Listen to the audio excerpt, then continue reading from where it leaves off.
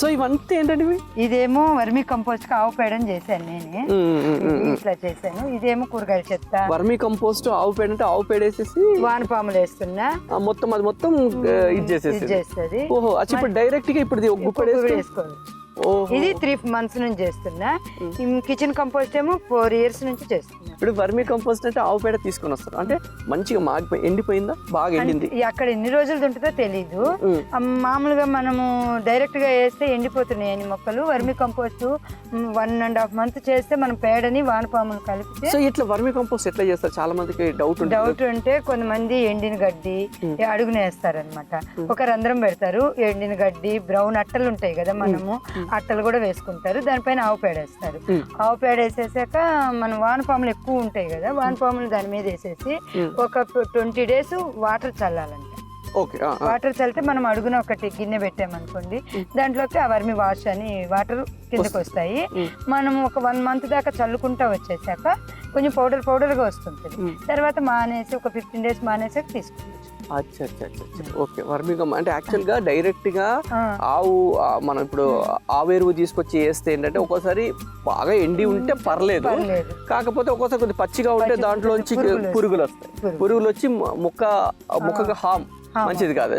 So that మనం ఇంట్లో తయారు చేసుకోవాలంటే కొద్దిగా ఆవు పేడ తీసుకొచ్చి కింద కొద్దిగా గడ్డి అట్టలు, కాబట్టి దానికి డ్రైన్ ఉండాలి, హోల్స్ ఉండాలి. హోల్స్ దాంట్లో వేసి మనం వానపాములు లేకపోతే ఏం చేస్తారు అంటే ఇప్పుడు మనం కూరగాయలు వేస్టేజ్ ఒక పక్కకు పెట్టామనుకో దాంట్లో వచ్చేస్తే.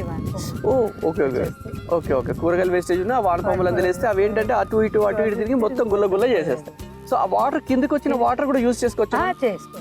ఇప్పుడు ఒక బకెట్ లో మనము ఒక 1 లీటర్ పోస్తాను, పోసేసి చల్లేసి సరిపోతుంది. సో ఇది కూడా ఏంటంటే చూస్తే ఇప్పుడు మీరు చూపించింది చూస్తే చాలా గుల్లగులు. ఒక గుప్పెడు తీసేసామంటే ఫుల్ ప్రోటీన్ మంచి ఇది అసలు చాలా బాగుంటుంది బాబు. చూపిస్తాను చూడు. అన్ని కొంటాను కానీ నాకు వర్మీ కంపోస్ట్ కొనాలంటే నాకు ఎందుకో ఇష్టం ఉండేది కాదు. కానీ అందరూ ఏంటంటే వర్మీ కంపోస్ట్ చేస్తే బాగొస్తుంది అంటున్నారని నేను ఎందుకు చేయకూడదు అని చెప్పి ట్రై చేశాను. నా దగ్గర వానపాములు ఎక్కువ వస్తాయి. ఇంకొకటి ఏంటంటే మేము పటాన్చెరు మార్కెట్లో మేము కూరగాయలకు వెళ్తుంటాం కదా, ఒక అతను ముస్లిమ్స్ అతను పైనాపిల్ పనస కోస్తుంటాడు. మేము ఇద్దరం వెళ్ళినప్పుడు కొన్ని అడిగితే మీకు కావాలంటే చాలా వేస్టేజ్ ఉంటుంది అనేసి ఒక్కోసారి వాళ్ళే ఆటో తీసుకొచ్చి ఒక 10-12 అట్లా చెక్క డబ్బాలు ఉంటాయి కదా, తెచ్చి చెత్త ఇచ్చిపోతారు. అయితే వాళ్ళు ఇచ్చిన దానికి మనం ఆటో ఖర్చు 200 ఇచ్చేవాళ్ళం. అట్లా చేయడము దాంట్లో నుంచి వానపాములు ఇంకా ఎక్కువ వస్తుంది. సో మనం వేస్టేజ్ కాకుండా ఇలా చాలా చేసుకోవచ్చు. దాన్ని కూడా అంటే ఇప్పుడు ఈ ఆవు పేడలో కూడా మనం ఈ వేస్టేజ్ తెచ్చాం కదా, వెంటనే పచ్చిది వేయకూడదు. ఇది ఒక 1 week 10 days అయినాక దీంట్లో కూడా మనం వేసామనుకోండి, ఇది తిని ఇంకా వానపాము ఇంకా ఎక్కువ తిరుగుతుందండి.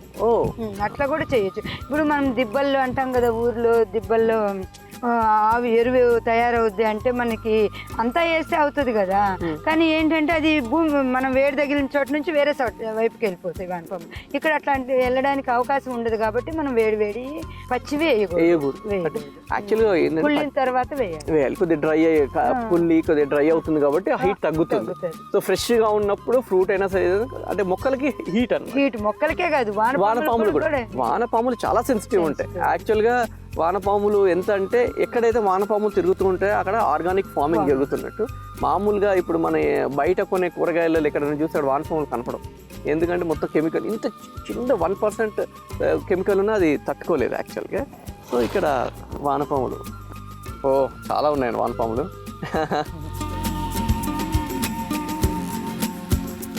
దాని నిండా వానపాములు చక్కగా ఉన్నాయి. సో ఇవి వేసేస్తే ఏంటంటే ఇవి వాటి పని అవి చేసుకుంటూ ఉంటాయి. గడ్డి అన్ని ఏదున్నా కానీ నాకు ఎండుగడ్డి కూడా ఎవరైనా కొత్త ఇళ్ళల్లో చేరుతుంటే ఈ జిహెచ్ఎంసీ అబ్బాయి ఆంటీకి పనికి వస్తుంది అని తెచ్చి బస్తా నాకు వేసిపోతాడు. వెరీ గుడ్ అండి, సూపర్. సో ఇందులో ఏముందండి? ఇందులో కిచెన్ అంటే మన కూరగాయల చెత్త, మిద్దె ఊడ్చినవి అన్ని అందులో వేసి జస్ట్ అట్లా వేసి మట్టి పోస్తాం. అంటే ఇప్పుడు మనకి ఏదైనా ఒక బకెట్ లో అది మొక్క చనిపోయింది, ఆ మట్టి తీసి మళ్ళీ దాంట్లో వేస్తాను.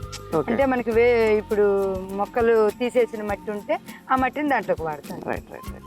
అంటే మట్టి అంటే ఏదైతే మీరు మొక్కలకి వేసిన మట్టి ఉందో అదే వేసేస్తారు. అదే చేస్తాను. Right right. కొన్ని ఎందుకంటే వేస్ట్ అవ్వాల్సిన అవసరం లేకుండా అది కూడా కాంపోస్ట్ లాగా తయారైపోతుంది. సూపర్ సూపర్, మంచి ఐడియా, చక్కగా ఏర్పాటు చేసుకున్నారు ఇక్కడ నీట్గా.